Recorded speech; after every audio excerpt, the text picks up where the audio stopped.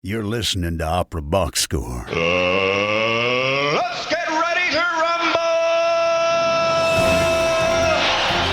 Wherever you are, however you are listening, it's America's talk radio show about opera. It's Opera Box Score. I'm George Cedarquist, joined this week by Oliver Camacho, Matt Cummings, Weston Williams, and Ashley Hardgrave. The gang's all here. All right. In this episode, Oliver goes inside the huddle with mezzo-soprano Raehann Bryce-Davis, whose electrifying sense of fearlessness shines whether she's on stage or being recorded by a cheap USB mic on Oliver's vacation in Santa Fe.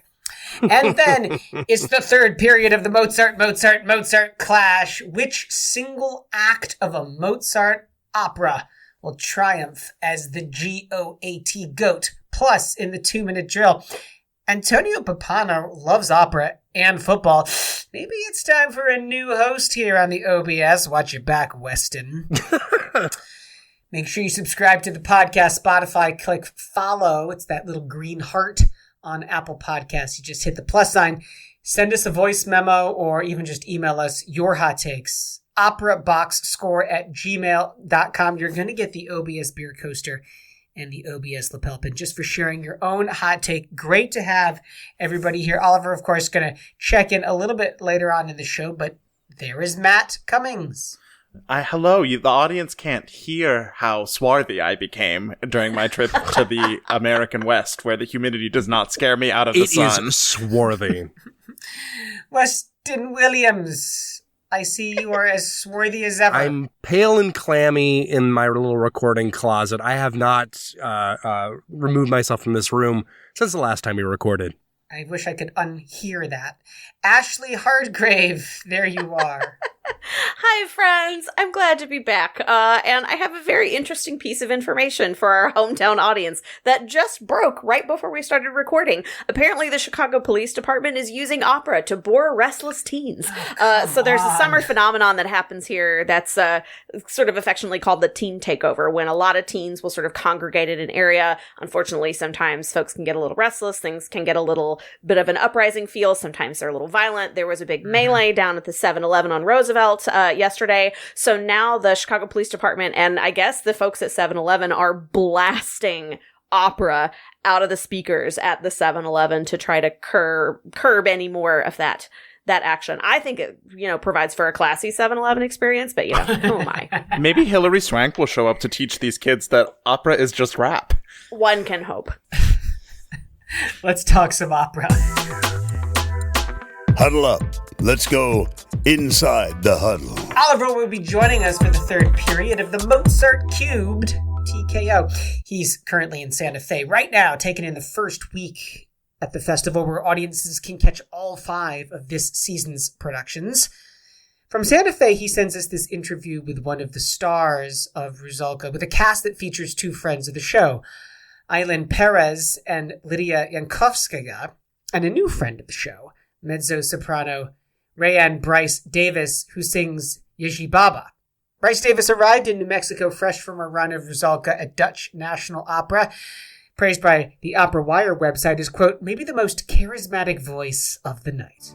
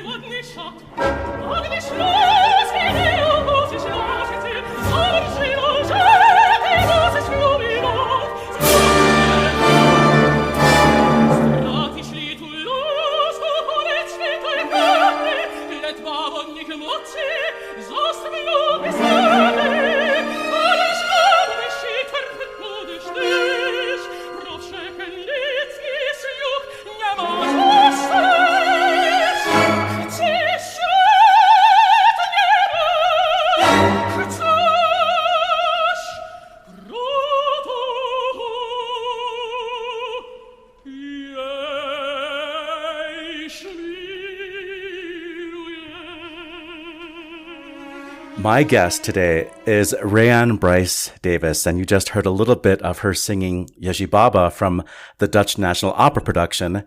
She's currently starring as Yeji Baba in Santa Fe Opera's production, conducted by friend of the show, Lydia Yankovskaya, with friend of the show, Eileen Perez. It's an amazing cast. Welcome to Opera Box Score, Raehann. Thank you so much for having me. So excited to be here.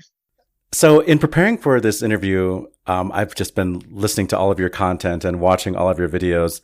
And I don't know if you've sung Azucena or Lady Macbeth on stage at like the complete role, but you definitely have flirted with the arias. I do know of your Baba the Turk and your Eboli, and now your Yeji Baba. And something that these roles seem to have in common is, well, obviously to sing these roles, you need a dramatic sounding voice. But these are also roles that really, you can tear the scenery apart. And you have that thing where you just seem very menacing is one of the words, but also just very commanding and comfortable in your body and in using your body to give a complete performance. Would you say that is a good characterization of how you like to work? I mean, I'm probably not the biggest wallflower. But I have a friend that kind of describes me as a chameleon, because I always kind of morph into whatever the character is that I'm playing. And so if you make me just the sweetest ingenue, then I can be the sweetest one there is. But there are a lot of ingenues in the world. And so I definitely end up doing more of these powerhouses. Like you mentioned, these women full of complexities and not just the, happiness, sometimes filled with trauma, driven by revenge, needing to take over the world, whatever their complex may be. What was this production of Rusalka at Santa Fe is very stylized and almost a storybook, like comic book or like fable, and I just trying to figure out what your inspiration was for the way you play Yeji Baba, because, sometimes we're used to seeing her as like this witch that has like, hunched over and like, lives in a hut, like type of, but yours is a queen. Yours is like Miranda from Devil Wears Prada.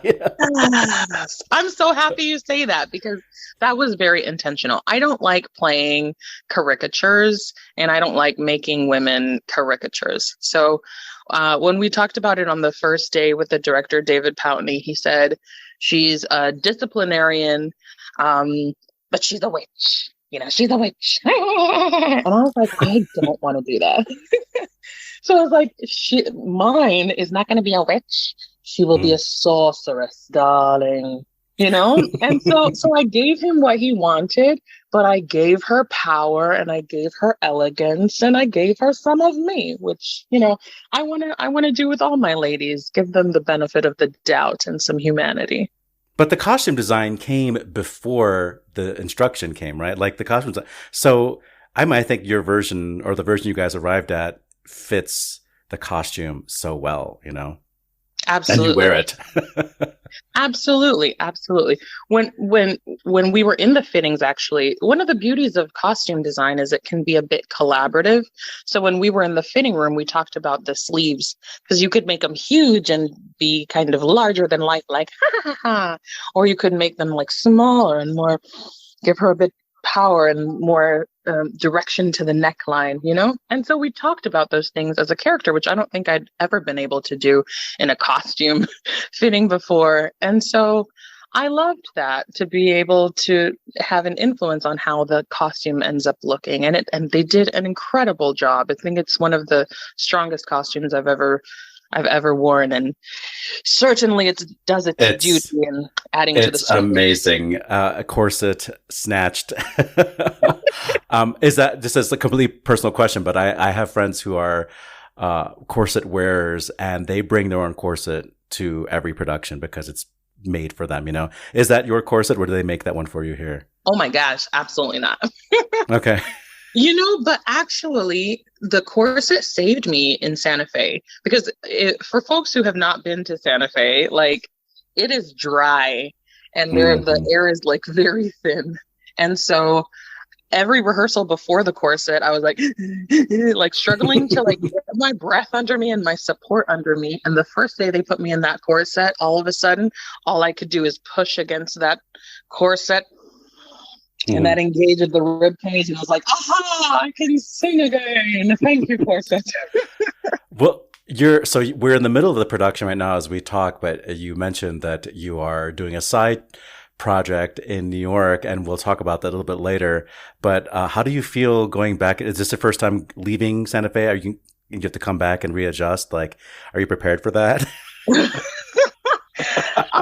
When I planned this trip of leaving, I didn't realize that when I came back, it was going to be industry week when all the big folks are going to be there, but it'll be fine. Like I've sung Yeji Baba now in good times and bad, and she's always herself. So I'm not so worried. They might catch a few extra breaths, but she'll be okay. Well, since we are talking about the Santa Fe Opera production, anything you'd like to say about either Lydia or Eileen or other members of your cast? I mean, I think it's such a strong cast, and I'd never heard this tenor before, but I was like, oh, wow, they got a tenor for this, didn't they? They spent some money on this guy. They sure did. And every role in the cast and on the creative team, like really just brought it in a really authentic and elegant way. And not only that, there's some of the most generous people that I've ever encountered. We share a fitting room as the leading ladies, which is very rare. And so on the first day I walked in and I was like, oh, where's my dressing room? And they're like, it's right there. And I'm like, And then, Eileen came in and she just added so much freshness and fun and just generosity. She comes with gifts. Everybody feeds the whole cast. It's just such a beautiful experience. Well, I had a rough rehearsal just trying to, get used to the costume while they were still changing things. And Mary Elizabeth was like my stage mama for the day. She's the foreign princess. So it's just, we're like a little family, and I love us. And yet they're some of the greatest artists that there are. And I love them. Mary Elizabeth Williams as the foreign princess, she is 10 feet tall on that stage. It's incredible. She also has, I think, an amazing, amazing costume. And I don't know, how tall is she in real life? I feel like she's a giant. Is she, 5'10" or like? I think she's probably 6. I don't know. I've never asked her, but she's an elegant figure. She cuts a real figure on that. And they have her coming in on a horse. So it's like she's extra tall when she enters the stage. So. She is not messing around, and she breathes power into every one of those inches. Yeah. No, it's a really wonderful production, and I'm so glad to have been able to hear you in it, because other ways that I've encountered your artistry has been mostly on either the radio or in your videos. And I do want to touch on this topic of sort of your video project. You did one for LA Opera called Brown Sounds, which is a little bit more on the invoking some of your pop skills, your jazz skills. And then you sing the aria for, what's her name, in Roberto Devereux. What's that character? Alexito. Yeah. And you give it a more of a political contemporary context. And you call it To the Afflicted. Right. So I guess maybe it's safe for us to talk about your initiatives or like your activity as somebody working for social justice in opera. Would you feel comfortable talking about that topic? Of course. I mean, I think the music that I create is part of me and part of the things that I believe in. And part of this, it was the middle of the pandemic when I made both of those videos. And it was a time that we couldn't make opera the way we were normally creating opera. And so I was like, let's do something different. Let's do something modern that's possible, with all of these restrictions that we had. And so I found folks on Craigslist, on on Airbnb is how we got our space for To the Afflicted. And with like a tiny budget, we created the music video. And then what I realized about it was that all of a sudden my friends who weren't opera fans, they could engage with the content because it was a way that they were used to. So it was still an opera aria by Donizetti from Devereux, but they were consuming quality art in a way that was meaningful to them. So it was relevant. We were all out on the streets marching during the days. And so when we came home in the evening, yes, it's opera, but it's also something that's part of our lives and something that we were really passionate about. And so that's the kind of thing that I'm really excited to bring to the art form, not sacrificing on quality, but really just bringing the relevance and bringing the art to people where they are. So when we came out of the pandemic, do you feel like arts organizations, opera companies were considering you differently? It's like, oh, she's a little bit political, or she's a little bit like, and is that good for you? Or did you notice any kind of difference in the way you were being, managed in those situations? Well, I have no idea, because one doesn't know what the alternative would be, necessarily. I was also, one of the founders of Black Opera Alliance, and I was involved with lots of those conversations. But I try to I can only be responsible for the things that I'm responsible for, which is showing up prepared and singing well and bringing artistry to the table. Aside from that, I think the music videos actually did quite a bit, because there were a lot of people who didn't know who I was. I've been singing in Europe for several years. That's kind of where I had my professional grounding. And a lot of people were introduced to me by those music videos from the comfort of their couches. And so in the end, I think they were beneficial, because houses that had never considered hiring me before, they were like, who is that? She's somebody who sings in Belgium. And all of a sudden they were like, oh, Raehann, Bryce-Davis. Oh, who's that? So I'm like, all right, I'm happy to come home. I mean, we've been following, what the Black Opera Alliance has been doing and trying to create in our space. How do you feel the U.S. is doing, or maybe since you're working a lot in Europe, how do you feel these companies are doing it? You don't have to name names, but, can you say that, okay, I see these things are starting to happen, or this is still happening and it's disappointing, or, it's all lip service, like any kind of report card you want to give to the progress or lack of it? Of course. I mean, there's no question that we're seeing much more diverse stages than we were 2-3 years ago.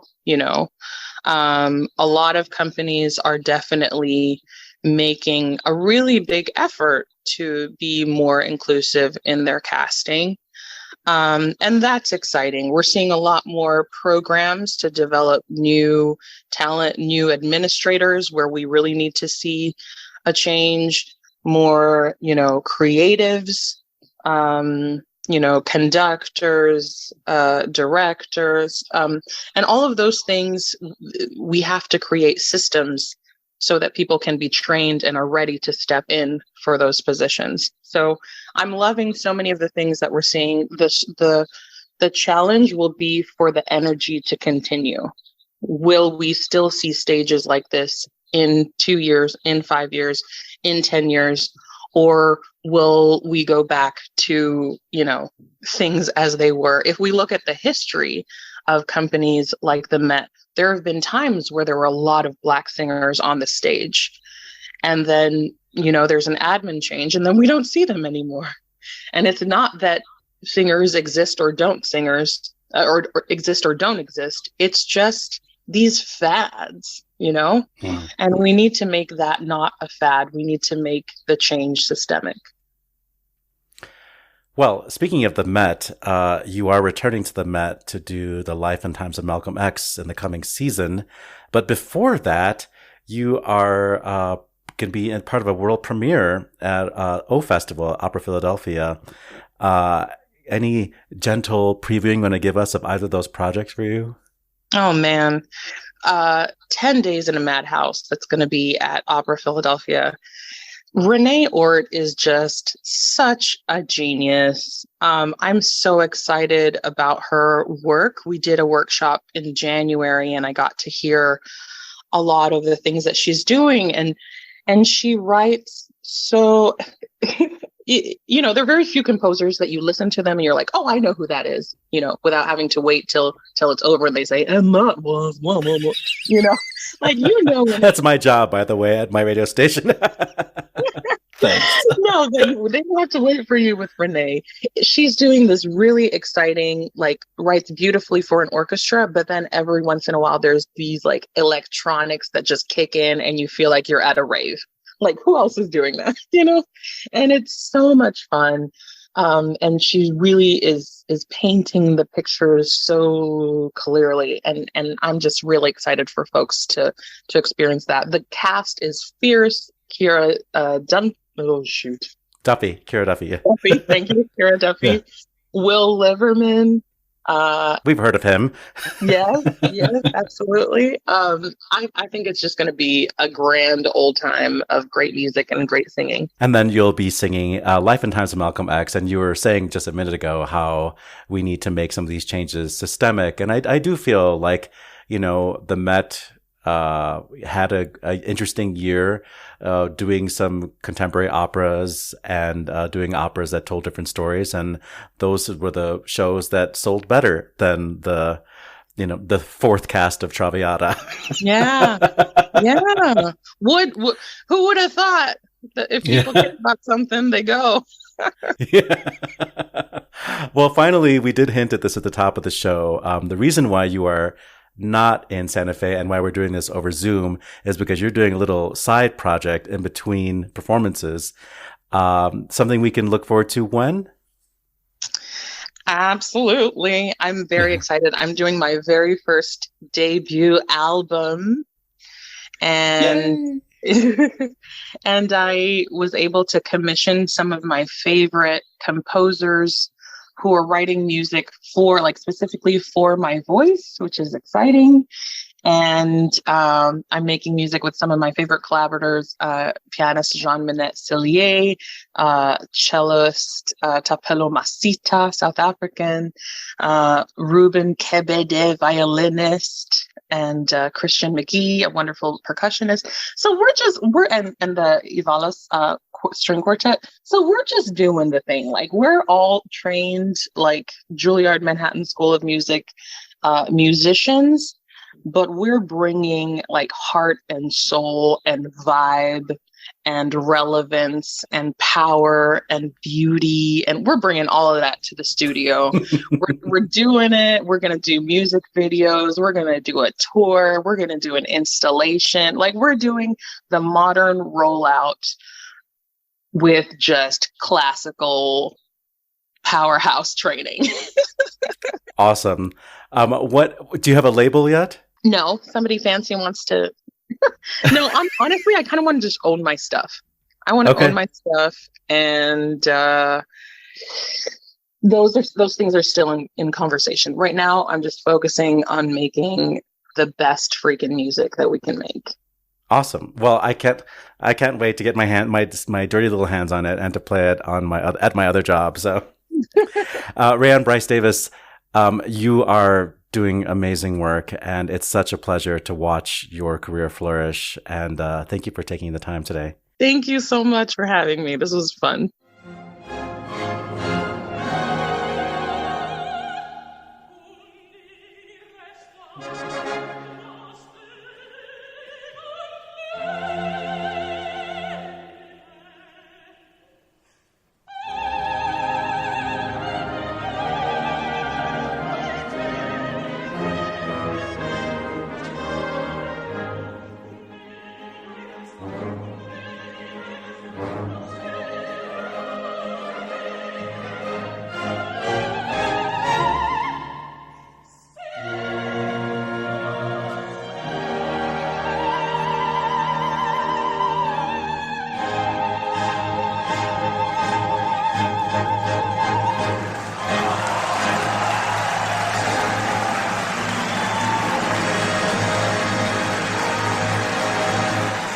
That's from the 2016 Belvedere International Singing Competition. Our guest, Raehann Bryce-Davis, singing Verdi's O Don Fatale. Our thanks to Grant Carr and the PR team at Santa Fe Opera for coordinating the interview.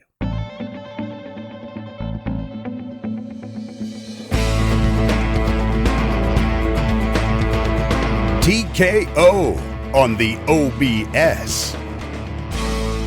I am in the middle of the 5 operas of Santa Fe Opera's 23 season, and I came to the podcast just to bring my my colleagues to their knees in this TKO fight to the You'll be death. lucky. Oh, the trash talk has started. Just as a reminder, listen back to the last 2 episodes to hear segments 1 and 2 of this epic battle between Mozart acts of operas. We've decided that Act 2 of Marriage of Figaro, Act 1 of Così fan tutte, and Act 1 of Don Giovanni are the 3 greatest acts of Mozart operas. And now we will figure out which is the greatest of those 3. And we're going to use these parameters. We'll do this in 5 rounds. The first round is which one has the best aria. They all have great arias, but what is the best aria? Then in the next round, we will talk about verisimilitude. What is the one that is the most believable, that has the story that you could actually follow and say, yeah, that actually could happen. Sorry, Round Ashley. 3, round 3 will be Spoilers. what has the best ensemble. Then round 4, we will talk about things that George loves to talk about, which actually we all care about when we think of opera as a theatrical form. Do the transitions work, and does the form work to help tell the story? It's all about transitions, baby. And finally, we will talk about just that special thing, that intangible thing. Maybe it's a musical moment. Maybe it's a phrase. Maybe it's just something that doesn't fit neatly into a category. What gives this act the edge? And like in real world, our judges are 2 cisgendered heterosexual white men. Yeah, it really There we is. go. We are part of the problem. They are Knuff. Let's start with round 1, and we have some musical examples for round 1. I will say that Don Giovanni has great arias in the first act, but if I had to narrow it down, it would either be Donna Anna's Orsai chi l'onore, her vengeance aria, or Leporello's catalog aria. And then when you think, how do you take this? Can you take the aria out of the opera, and does it still mean something? Can you still perform it and get everything that the aria has to offer out of context? And I feel that sort of eliminates Orsai chi l'onore, making, for me, the catalog aria the best aria in this opera. It is an aria that works out of context. It is an archetype of its genre. It's a Liszt aria, and many Liszt arias for baritones and basses and bass baritones follow, especially in comic opera and even in opera comique. A great example of a Liszt aria would be the Ballad of Mob from Romeo and Juliet, Largo Factotum from Barber Seville. But here is the granddaddy of all the Liszt arias. I'll also say that orchestrally, it makes use of the orchestra, giving beautiful lyrical passages to the orchestra while Leporello is singing a Liszt. And then in the second half of the aria, it switches. Leporello gets beautiful cantabile moments. So it really does put the bass baritone through its paces. I'm going to drop in a clip right now of one of the great Leporellos of any generation, Ferruccio Furlanetto. Madamina, il catalogo è questo, delle belle che amò il padron mio, un catalogo che ho fatt'io. Osservate, leggete con me, osservate, leggete con me. In Italia 640, in Lavagna 200 tribuna, 100 in Francia, in Turchia 91, ma in Spagna son già 1.300. 1.300. E tra queste contadine, le cameriere cittadine, e con contesse baronesse, e marchesane principesse, e vantaggio d'ogni grado, d'ogni forma, d'ogni età, d'ogni forma, d'ogni età. Somehow I am going to pass by the masterpiece that is Venite in Ginocchiatevi here. I hope you can all forgive me. But it just doesn't get it better with Mozart character introductions than Porge Amor. You meet the Countess before you even hear her voice. You know exactly who she is because of that gorgeous, lush string introduction. And in the first act, you've met the other three of these quartet of lead characters. Susanna the pragmatist, Figaro the prankster, and the Count, who is really just a lech, and an abuser. And here is where we are really meeting the beating heart and soul of the opera, the romantic, the Countess. And when it's sung well, time just absolutely stops. It is so achingly beautiful and deceptively difficult. That lyric soprano sounds like she is floating on top of an orchestra, but she is sweating bullets and and grounded in her support. One of the hardest entrances in all of opera. Yeah.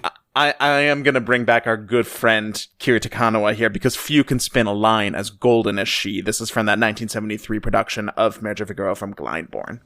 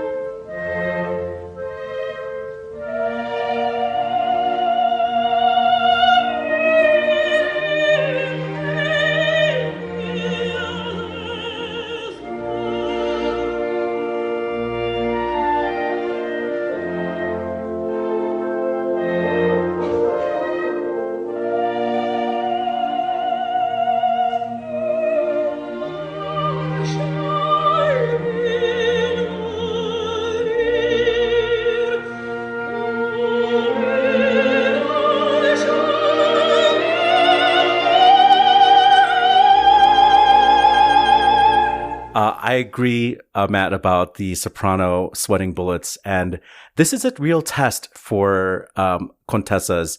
Can you be calm and can you sing this opening phrase and show that you're a Mozartian, show that you are regal, show that you are in pain? All of these things you have to give the audience in that opening phrase and that majestic opening orchestral prelude. And it's almost rude how little glory you get for how hard it is, unlike some arias which are just showing off at this point. Anyway, Ashley, what do you have? Speaking of showing off, let's get to the granddaddy of them all, Come Scoglio. She's unmoved, but these vocal lines ain't. So basically, this is Fiordaligi's aria. This is her rock aria. This is where she is being tested, quote unquote, for her faithfulness and her fidelity, which is gross, but whatever. So this is one of Mozart's most difficult arias. It's over 2 octaves. There are these huge octave and seventh leaps. There's insane runs through every single passage of the female voice, or the soprano voice, rather. It really is specifically for the most agile of voices.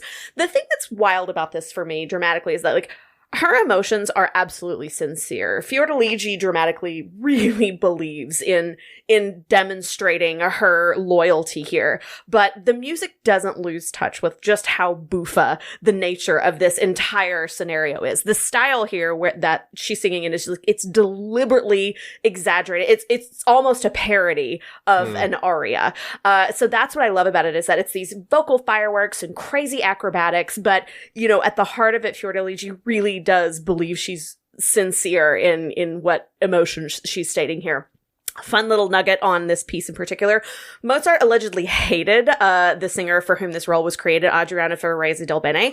She had these tics when she sang. She would throw her head back or she would drop her jaw very dramatically, depending on where she needed to be in her range. So when Mozart was writing this for this woman he didn't really care for, he chose to fill her showpiece with leaps to exploit these tics that she had. And it's said that he took pleasure in watching her bob her head like a chicken. And so with that, we're going to listen to Kiri Takanawa not bob her head like a chicken. This is Alan Lombard conducting her and the Strasbourg Phil in 2010.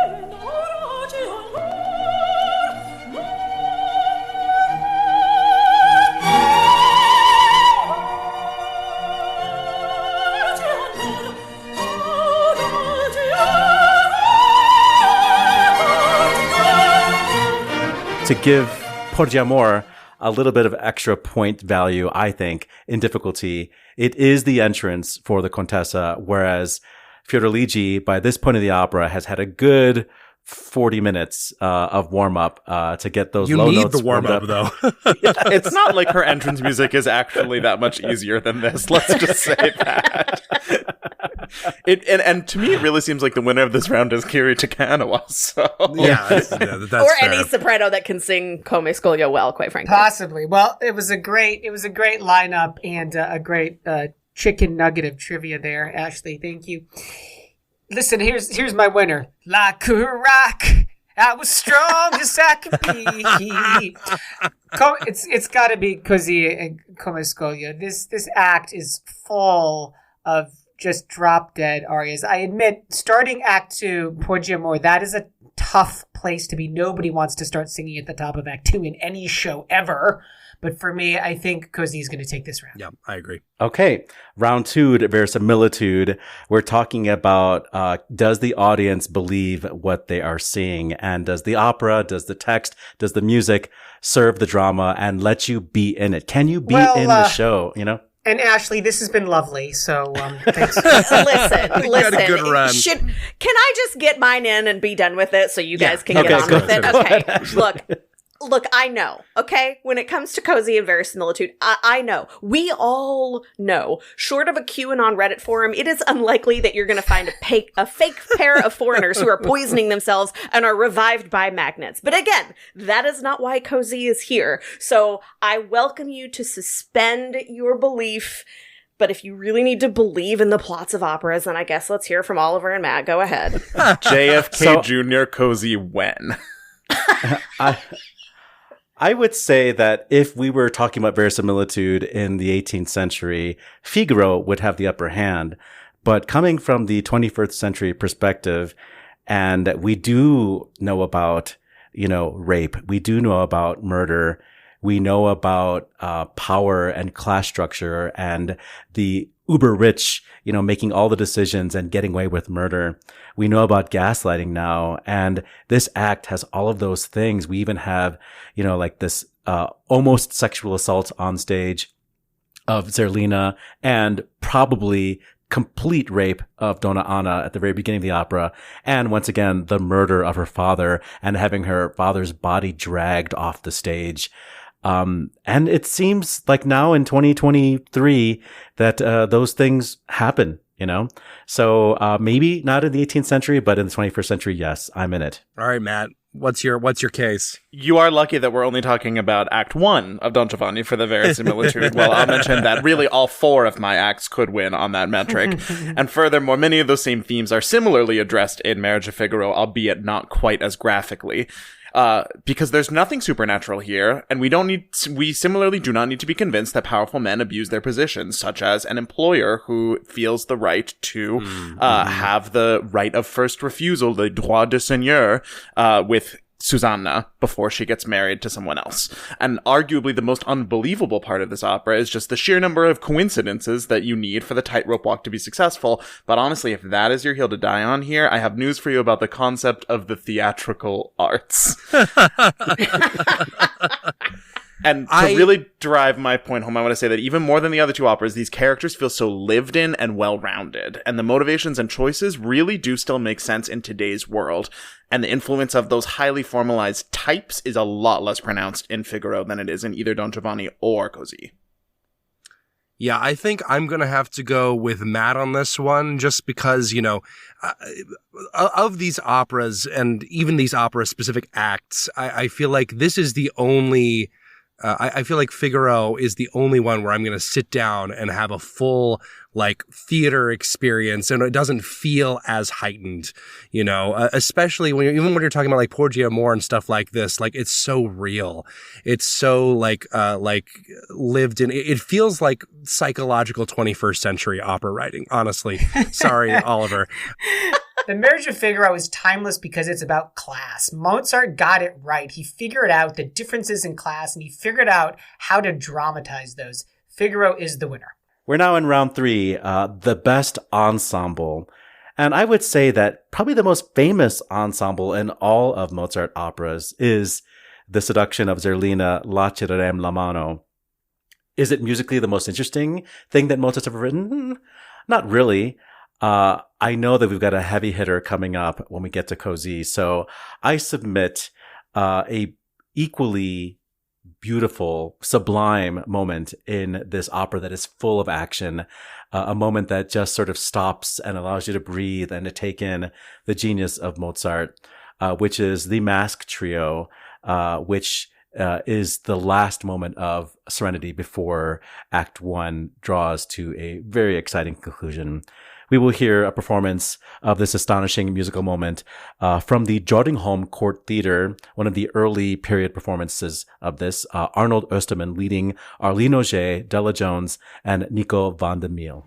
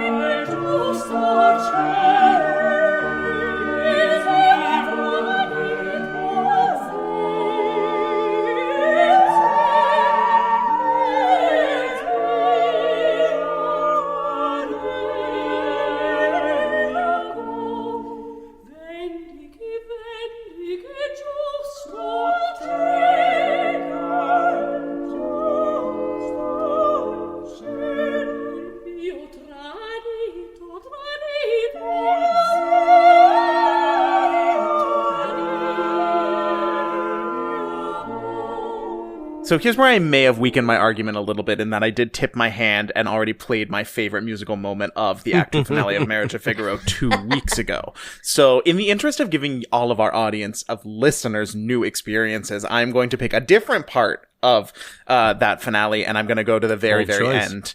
where the two parties are fighting with the Count over over the lawsuit that Marcellina has come in saying that Figaro cannot marry Susanna because she's already been promised to her. And as this, the capers, the hijinks, they are ensuing, they are topping themselves. And the whiplash between the two parties trading off in their vocal lines really evokes the conflict between these two parties. And all of that is really enhanced by the way that Susanna's line weaves above those ostinatos, and it alternates between being a solo focal point and kind of bouncing off the Countess as they kind of one-up each other, and you can feel the agitation, you can feel that tension ratcheting up and the flurry of activity as these characters try to come up with some way to outsmart the Lech. In ordine di andare e colpo che nel nostro salviva e cresciuta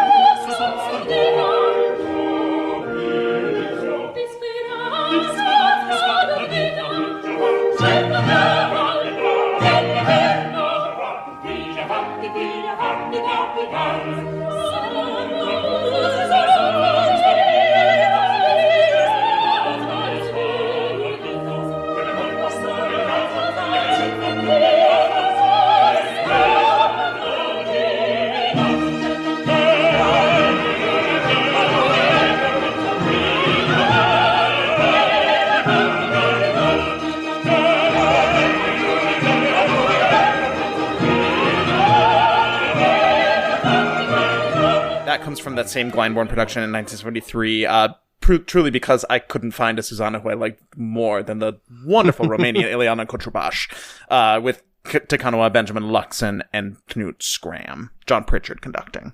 Well, as we're coming back around to Cozy, when we're talking about, this is truly the opera itself, but Act 1 in particular, it's truly an ensemble opera. It's like the ultimate ensemble opera. You've got the small cast, everybody's kind of equal in weight, both dramatically and musically. Every one of the ensembles in this is, as the kids say, and I said 2 weeks ago, a banger. But I remain steadfast and rock solid like Fiordiligi, and I'm gonna go with my same trio that I talked about 2 weeks ago, the Soave. Like, we know this is ridiculous, okay? But Soave's pretty much the opera's, best known passage. This scenario is ridiculous. The boyfriends are going off to, air quotes, war, and Puppet Master, Puppet Master Alfonso is hanging out with the two ladies while they're having emotional meltdowns that their boyfriends are leaving for the fake war that they think while is they're real. watching the boat sail away. While they're watching the boat go away. But see, here's the thing.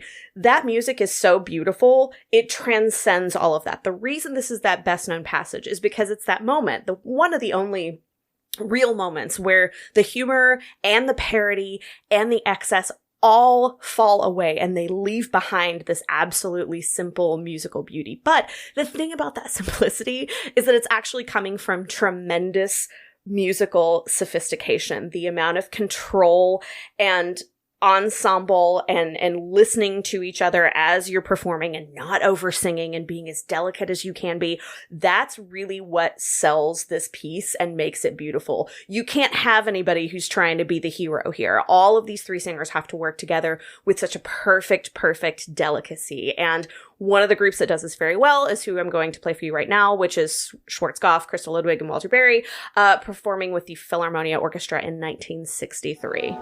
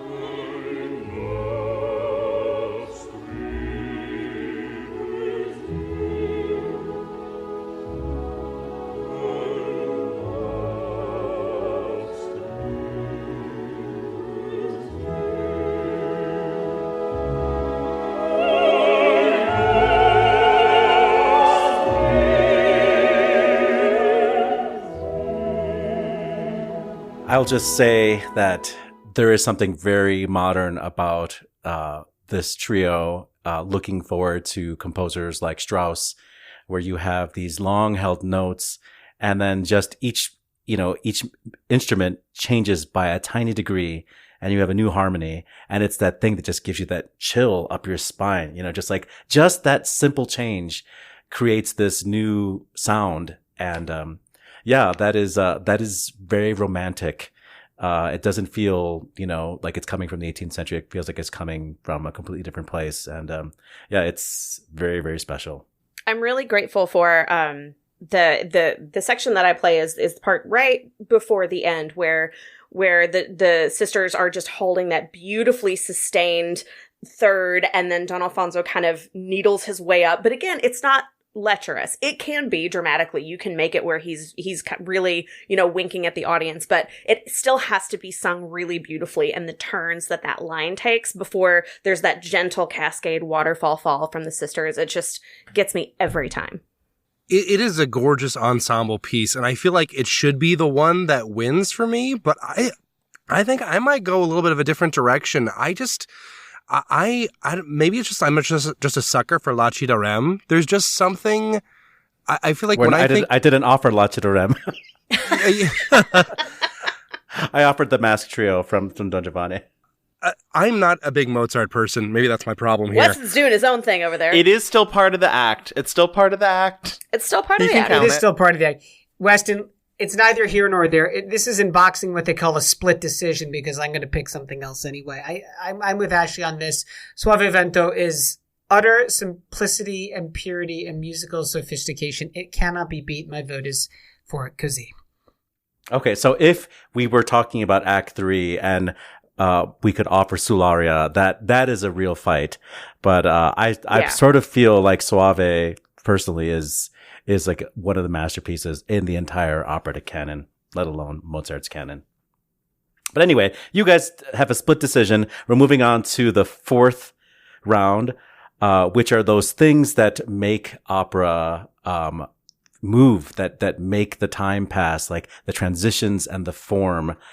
And I think that they make Don opera Giovanni... move. Are you kidding me? I still have nightmares about the transitions from Attila. I think that, as I said last week, that Don Giovanni is the most fast-paced in terms of what happens all in this one act and how you can follow it, and just the mood shifts. There is a span of mood shifts starting with the really silly aria of Mazzetto, O Capito, to Lacera la mano, which is a very sensual moment, and we really get to see Don Giovanni, do his thing. And then Don Alviro comes in and sings a very short aria. It's not even 90 seconds long, A Fuggi il Traditor. And then we have the re-entrance of Donna Anna and Don Ottavio, and then Donna Elvira comes back in and sings that quartet we heard last week.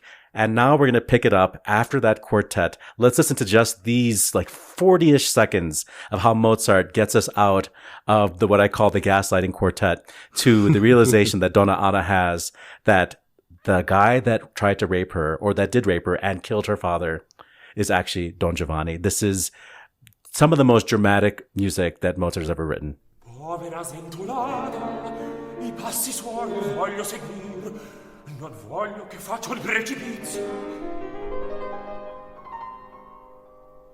Perdonate, bellissima donna Anna, se servirvi possio, in mia casa v'aspetto.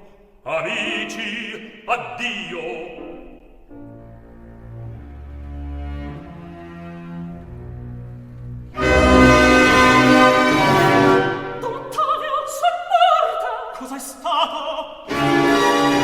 That from the Freiburg Baroque Orchestra recording led by René Jacobs. So Oliver is spending so much time talking about how great it is that Don Giovanni is fast, but one of the things that I find really special about Act 2 of Marriage of Figaro is that there's contrast in the pacing, because you've already had all the zaniness of the first act, which literally starts with them measuring a bed. They're in motion from the time, even before the time the curtain comes up.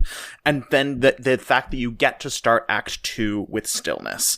And the hijinks, they pick up, slowly but surely. You've got everyone's favorite aria, Venite in Gino Geratevi. You've got, you have Susanna Orvie Sortite, you have a Prite Presto Prite when they're starting to have this big sequence around the closet and who is hiding inside of it. But where I think this opera, this act really takes flight and is so magical is the transition from the Count and Countess fight about whether or not about Cherubino being in there to when it turns out that Susanna appears. The audience knows to expect this, but everyone on this call, I believe, is able to understand the idea of dramatic irony. And that duet really feels more like a continuation of Susanna Orvie Sortite, and you're not even really aware that you're in the beginning of the finale because you're so early in the act structure. But when Susanna comes out of the dressing room, and the music changes so suddenly and so completely, this is a transition that is grounded in character. She is both playing innocent, but also being tongue-in-cheek. And that is the magic of Mozart, that he's able to hold those two really seemingly contrasting ideas at once, and communicate them with just this very playful, coy melody that Susanna sings that comes out of this really, quite almost violent duet.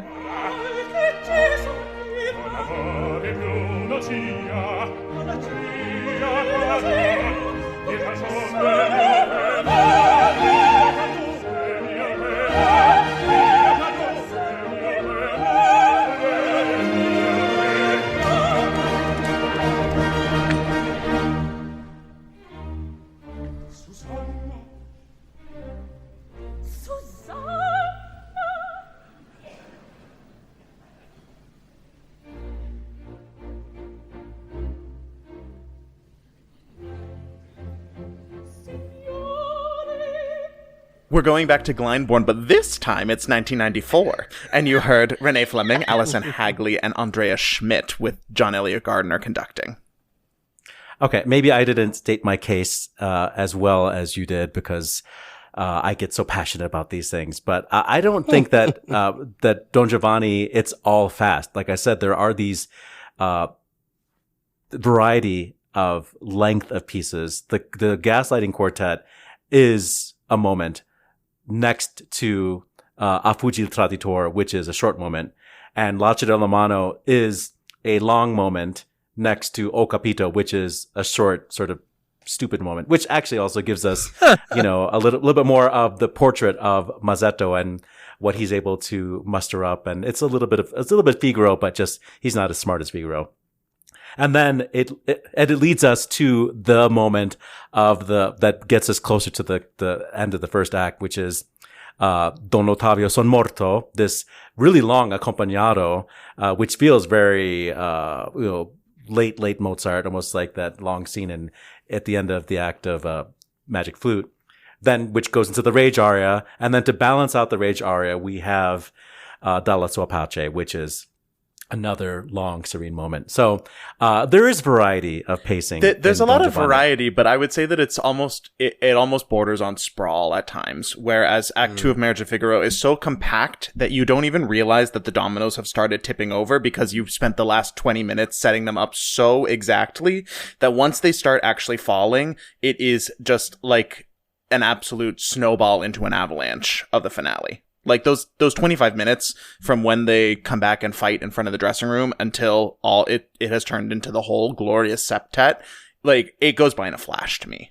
Ashley? Yeah, I, like I mentioned previously, we're just going to go ahead and put it on again in the permanent record. There's a lot of start and stop in Cozy.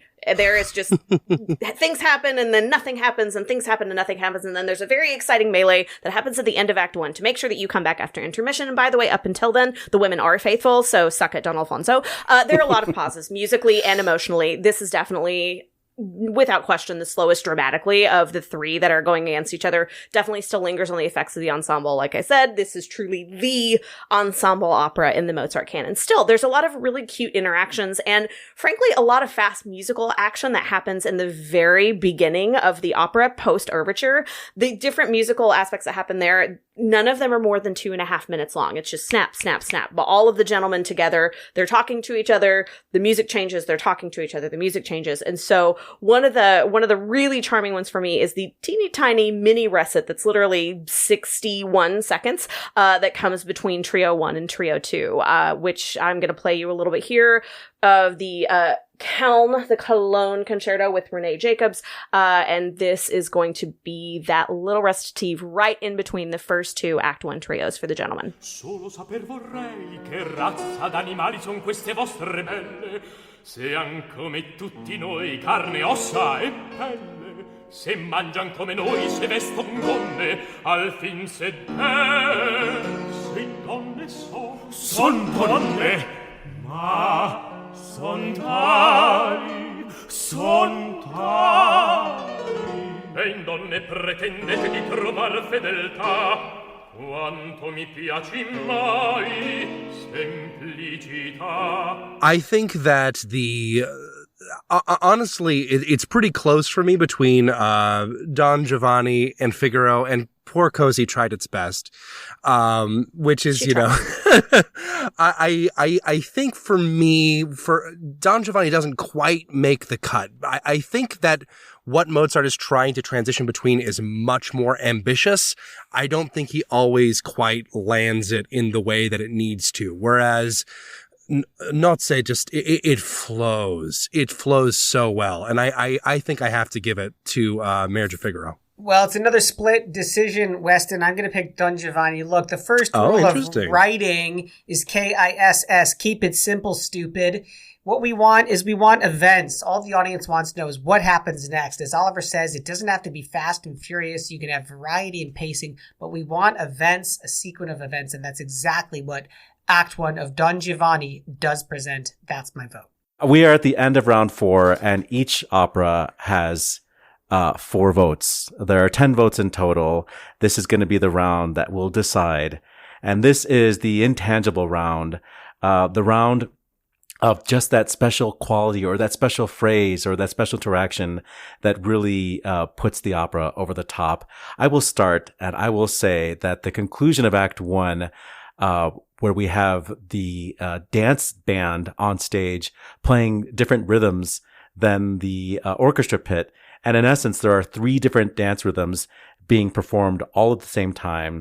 And you are actually able, as a listener, to follow the waltz and the contra dance and the minuet, each dance representing its own class.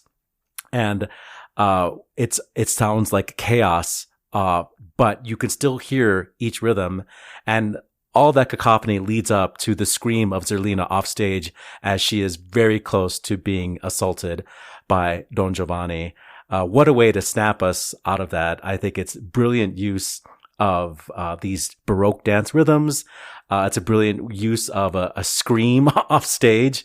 And it really does put the finale into that last, high gear. Here is a performance of that moment from the Aix-en-Provence production, which stars Philippe Sly.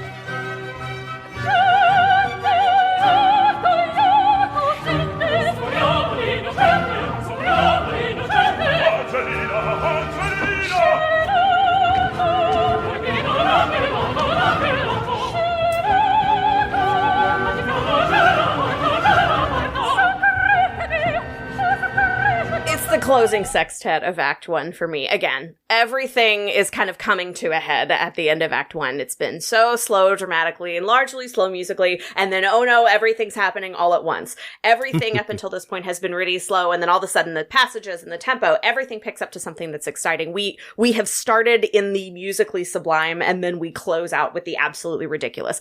Despina is wearing a disguise and holding a giant magnet, for Pete's sake. It is what I like to call the funniest kind of musical schizophrenia. I would also like to just use this as my final closing argument for why this act is so excellent. I love this act in this opera. It certainly has its flaws, but ultimately I like it for the same reasons that I like Act 1 of Into the Woods, or, to provide a slightly more modern example. It's beauty and silly humor before ish gets real, or as real as it can be when your sister's boyfriend shows up with glue and a mustache to prove that you can't be trusted. But again, neither could the men. Some of the cast think they have it all figured out. Some are incredibly naive, and ultimately everybody's going to have to learn to forgive, but that's for Act 2. We don't have to worry about right now. So you can stay light, you can go deep with this. So again, the car crash that happens at the end of Act 1 really just signifies why this is so delightful. And we're going to play a little bit right now of a 1996 recording with Schulte, Fleming, Sophie von Otter, Lepardo, Bear, Pertuzzi, and Scarabelli. This is where everything starts happening.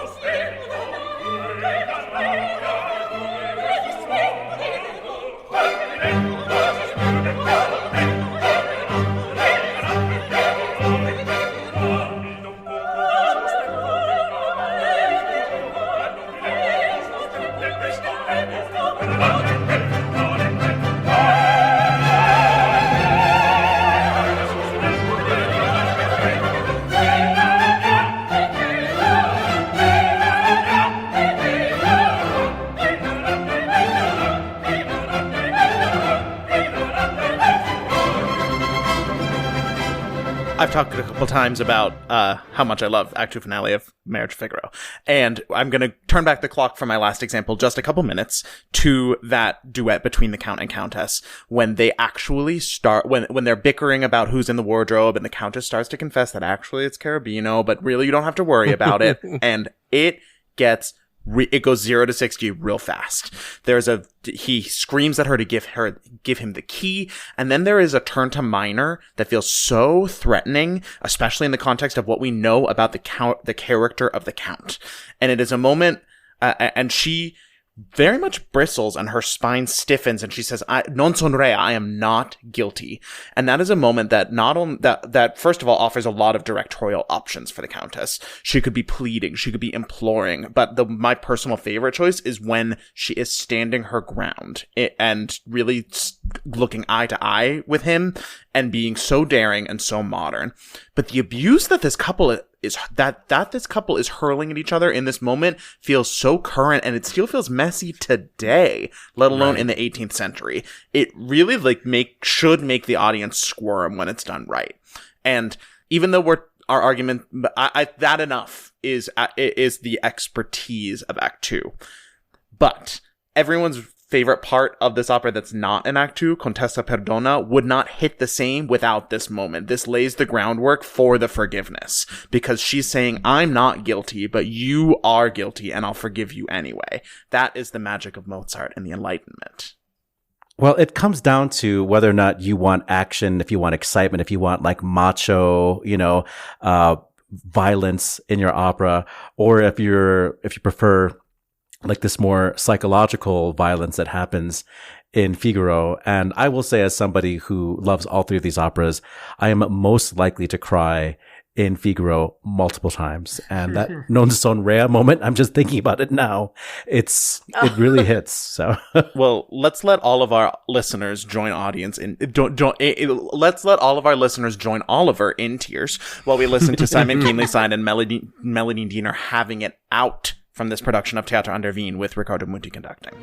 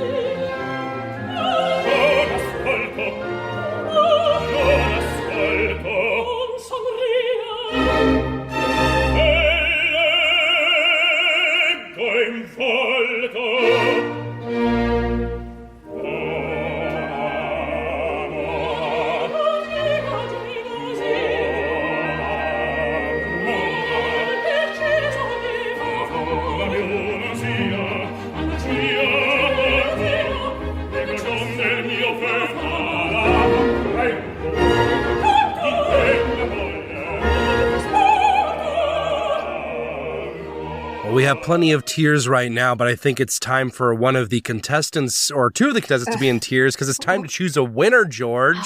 Well, the real winner, of course, is Lorenzo da Ponte, who wrote the libretti for each of these three operas that we're talking about. Here's the thing. I love that everyone's choice is of an act that is leading right up to intermission. Don Giovanni and Così, of course, in a 2-act structure, and Figaro in 4, but Act 2 would lead up to the intermission. Here's the thing about when you're wrapping up things at the intermission, right? The audience is thinking one thing and one thing only, which is, I know how this is going to end, and I have no idea how this is going to end. And they're thinking that at the same time. And how does the librettist and the composer bring everything together in a way that is completely predictable and utterly surprising? To me, the second act of Marriage of Figaro does exactly that. We think we know how it's going to end. The groundwork has been laid, and yet at the same time, we have no idea how emotionally, physically, dramatically, this is all going to come together. That's my choice.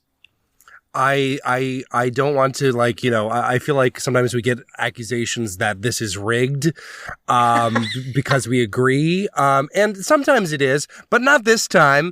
I completely agree with you, George. I think that as an act, this has to be probably the most effective in all of Mozart. I will say I have a soft spot for Don Giovanni. I think it is super ambitious. I think that there was and I love the music in Così, but I just, like, musically and dramatically, everything is firing off just perfectly for where it needs to be in Act 2 of Figaro, and that's my pick as well.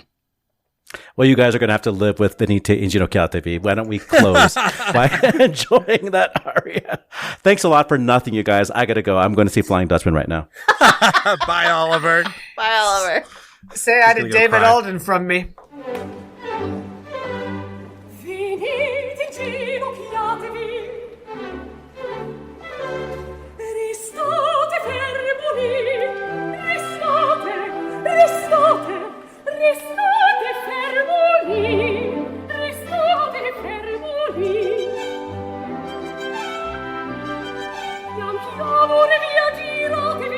That's what we think about the best act of a Mozart opera, but of course we want to know what you think. Send us that voice memo, email us your hot takes, operaboxscore@gmail.com. Get that OBS beer coaster for your pint and that OBS lapel pin for your lapel, just for sharing your own hot take. 2-minute drill, we're going to share it right now.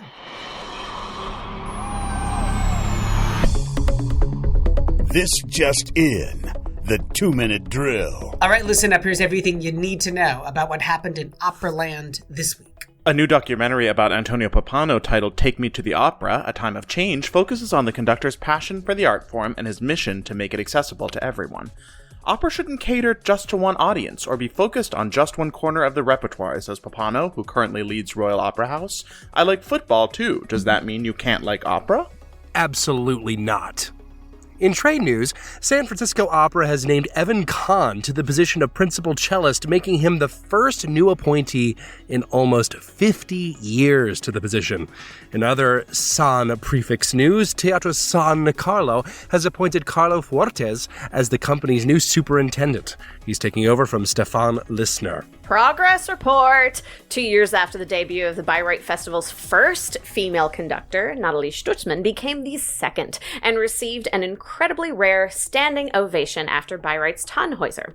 It's good news to be second, Stutzmann said. It proves the things are moving.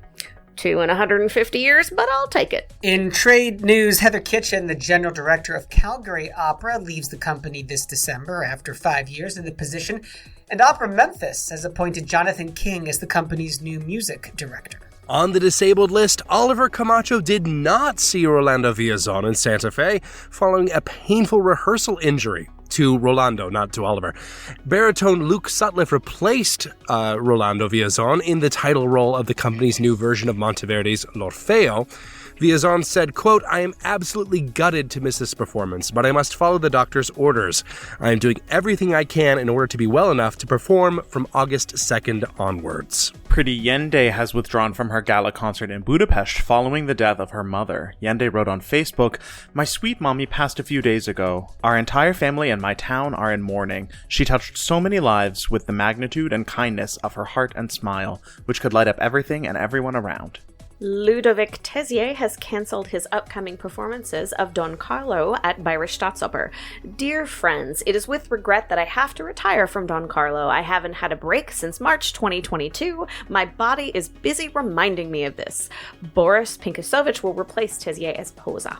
Exit stage right. Soprano Danica Mastilovic has died at 89. Born in Yugoslavia, she studied at the Music Academy in Belgrade, joining Oper Frankfurt at the behest of no less than George Schulte.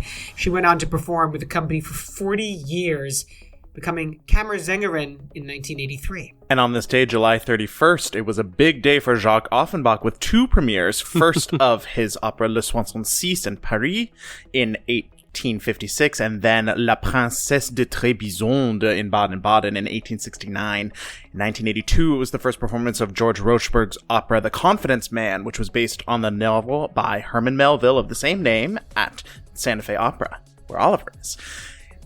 Our birthday boys today are in 1885, the baritone Aristide Baracchi, who was born in Reggio Emilia. He created the slave admonisher in Boito's Nerone. Everyone, my favorite role, personally. The Mandarin in Turandot, and Vinicio in another Nerone, this one by Nascagni. 1919, English conductor Norman Del Mar was born in London, and then 20 years later, to that day, also in London, English conductor Stuart Bedford was born. German violinist and conductor Reinhard Goebel was born in 1952, but most importantly, in 1845, Adolphe Sax, the inventor of the saxophone, sold his instrument to the French army bands. Good for him. And that's your 2-minute drill.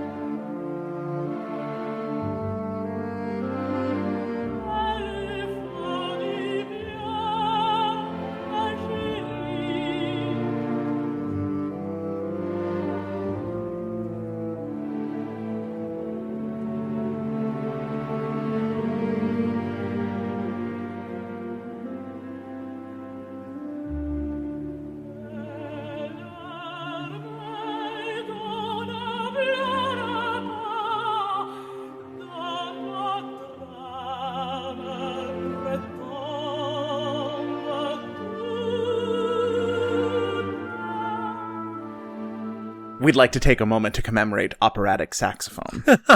Probably the most famous use of it of the instrument is by Jules Massenet in Werther, where Charlotte sings Va laisse couler mes larmes, go, let my tears flow, in her little soliloquy. And Massenet heightens the drama there by making the alto sax play at the very bottom of its range to get that mournful, unique timbre just right. You just heard Frederica von Stade at the Royal Opera House with Sir Colin Davis conducting. I like to think that the Werther sax walked so that Yakety sax could run. Ashley was pushing hard for a Yakety sax clip, dear I listeners. will always push for Yakety sax. I love the saxophone. I think it works so well in an orchestra and as a solo instrument.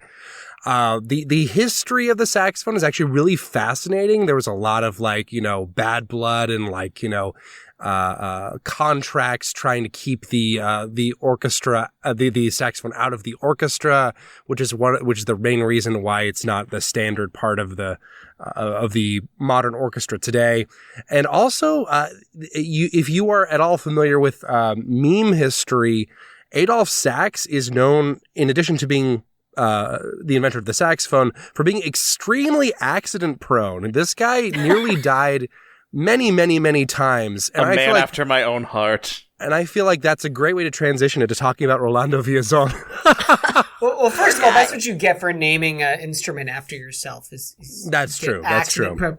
It is true. Villazon, man, the guy cannot catch a break. I will never forget back in 2008 when I was an assistant to the director at the Met, and Villazon was singing Edgardo in Lucia di Lammermoor, and it was the night where his voice literally popped, and you could hear it. It was. I get nightmares just thinking exactly, about that. man. It was like heebie-jeebie. It's like watching somebody get their knee broken in the NFL. Like everything just stops in that moment, and it was exactly the same except opera. I will say this was not a vocal injury this time, thank goodness. This appears to be. Well, thank goodness is maybe a little far. But it was apparently a back injury sustained from, there's apparently some flying that happens, some aerial work, in this production. In the Flying Dutchman, is that it? No, George.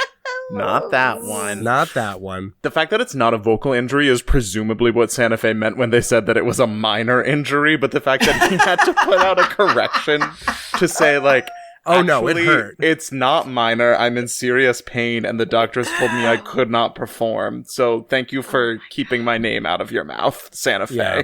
Apparently, it would happen during, I think, dress rehearsal, and he kept going through dress rehearsal, had it checked out, and they were like, no performing for at least 4 days. Which is terrible timing. I really feel bad, too, because Rolando Villazon's social media has been fully taken up by advertising this new version of L'Orfeo with orchestrated by Nico Muhly, and it's I thought he was starting to advertise ibuprofen.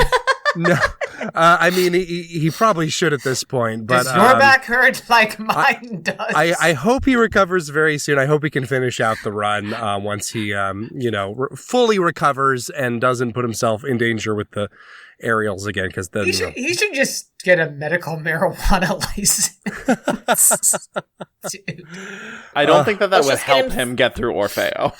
We'll get him some medical grade CBD cream, just slather him in it. It would make Orfeo bearable if you were high.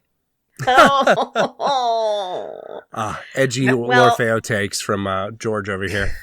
You know who's probably high on life right now is our friend Natalie Stutzman with her standing ovation. Oh. You know. Act one of Cosi might not have won in the transitions, but Ashley Hargrave sure did just there. Thank you very much. I'm here all week. I do think that it does feel like oh, she's just the second one. It's like just the second one. She's not the first one to do it, but I do think that it is important to get that second one out of the way right away.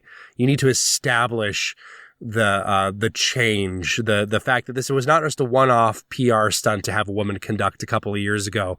This is something that's going to happen again and keep happening. It sounds like you're talking about having a child. It's like, just get the second one over with and done. That is how Wagner fans talk about Bayreuth. So it really is. Kind of is, a little bit. Do you think that Yannick is kicking himself that he was spitting on her earlier this year? Because that is not great. Like, what a powerful ally he could have had, but he does not deserve her. She's basically like, scoreboard. She's got the whole city of Atlanta behind her. She'll be fine. Tony Pappano, man, watches football. How about that? Stars, they're just like us. I'm gonna cry. Oh. As we wrap this show up. How touching. Good call. Bad call. On Opera Box Score. I was trying to tie that into the tears at the end of Act 2 that Oliver was shedding. But it is time to wrap the show up. Good call, bad call is how we're gonna take it home. As always, Oliver not here to fight his corner, so we're throwing it over to Matt Cummings. Okay, so this is not strictly opera related, but it is of the utmost cultural importance, which is, am I the last person on Earth to see 9 to 5? Probably. Yes, Matt, you are the last one. How did I allow this to happen? I'm obsessed with that movie. Wait till you see the musical, you'll die. I mean, I was just sitting there, you got the William Tell overture while Dolly Parton is rope tying Dabney Coleman and many, many other pastiches of other classical music compositions that are just close enough to not be under copyright. But I have absolutely no notes. That movie is perfect. The three of them are amazing. I've long been a Jane Fonda stan in theory, but now I need to redouble my efforts to see everything she's ever been in. Well put, Weston Ditto for Lily Tomlin. Williams. So my good call is that the New York Times is finally catching up on our backlog of episodes, clearly, because they did a lovely little write-up about Tremonisha, which I discussed at length, a year ago? So what are you doing, New York Times? Catch up. You listen at 2 times speed or something. But I think it's a really interesting, little write-up about, how it's sort of, making a little comeback and its historical significance and the multiple versions that are being put out there over the past year or two and coming up soon. And of course, being as it's just a great historical opera by Scott Joplin that has such historical resonance, but also has all the complications of, not having the original orchestration, having to figure out what period practice is, whether that period practice even works within the context of the modern opera house. It's just really fascinating to me. It's well worth checking out. Thank you, New York Times, for listening to me talk about Scott Joplin, presumably. Ashley Hardgrave. I travel a lot, but I don't often travel for fun, and that changed this week, and I got to go to a wonderful part of the country that is affectionately called Delmarva, which is coastal Delaware, coastal Maryland, coastal Virginia, and I got to go to two incredible places called Assateague and Chincoteague Islands, and it is where a band of wild feral ponies run and go about their business. It's protected land. Nobody lives there, but there are tours that you can take where you can ride boats to get next to the island so that you can see where these ponies are. You can camp on one corner of the island, but you're away from the ponies. You can watch them at a distance. And to be able to be in this beautiful part of the country, to see these wild ponies run. I wasn't expecting to be so moved, but I was. I finally laid eyes on the ponies after seeing an eagle and an eagle's nest, and I just started weeping. So what I hope for all of you on this panel, and my listeners included, is may something bring you so much joy this week, the way that the wild ponies did for me, that you cry a little, but in a good way. Those wild ponies, they couldn't drag you away. Yikes. In this house, we stand for Misty of Chincoteague, just saying. This makes me think of Act 2 of, Marriage of Figaro, just crying about that. Hey, Uncle George is always a little late to the party. I finally listened to the original Broadway recording of the musical Urinetown, and it's really, really great. It is the best pastiche of a Bertolt Brecht-Kurt Weill collaboration I think I've ever heard. It is so darn good. Surprisingly broad category, that is. That's it for this week's edition of America's Talk radio show about opera. Make sure you subscribe to the show wherever you get your podcasts. Send us a voice memo or email us your hot takes operaboxscore@gmail.com. Find links to stuff we've talked about at our website, operaboxscore.com. And hey, that's also where you can put your money where our mouths are. Give back to the OBS on our donate page. Your announcer is Norm Waddell. Your creative consultant is Oliver Camacho. And your audio editor is Weston Williams. He's going to earn his keep on this one, I can tell you. Third co-hosts Matt Cummings and Ashley Hardgrave, with guest Raehann Bryce-Davis. I'm George Cedarquist, asking you to continue the conversation about opera after Act 1 or 2. We're back with an all-new show next week, plus you get more opera headlines, more hot takes, and more near-death experiences for Adolphe Sax and Rolando Villazon. Join us.